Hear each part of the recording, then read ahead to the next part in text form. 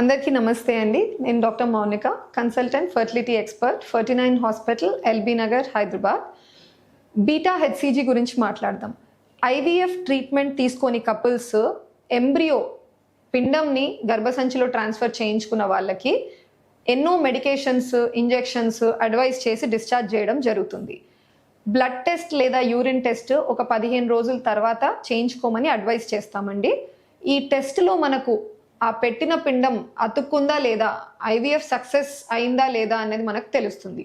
ఈ beta HCG వాల్యూని మనం ఎలా ఇంటర్ప్రిట్ చేయాలి అంటే, ఎప్పుడైతే వాల్యూ మనకి 5 కంటే తక్కువ వచ్చింది అంటే పిండం అతుక్కోలేదు అని అర్థం, నెగిటివ్ రిపోర్ట్ అది. సో మనకు అది సక్సెస్ అవ్వలేదు, ట్రీట్మెంట్ని మనం కంటిన్యూ పెట్టాల్సి ఉంటుంది.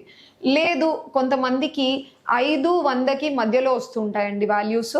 సో ఇలాంటి వాళ్ళు ఏంటి అంటే, మీరు 48 గంటలు అంటే 2 days తర్వాత మళ్ళీ రిపీట్ చేసి చూడండి. వాల్యూ మంచిగా డబుల్ లేదా ఇంక్రీజ్ అవుతుంది అంటే హెల్తీగా వెళ్తున్నట్టు, లేదా వాల్యూ కనుక పడిపోతుంది అంటే ఇట్ ఈస్ నాట్ హెల్తీ, మిస్క్యారేజ్కి వెళ్తున్నట్టు, లేదా ట్యూబ్లో ప్రెగ్నెన్సీ కూడా వచ్చే అవకాశం ఉంటుంది.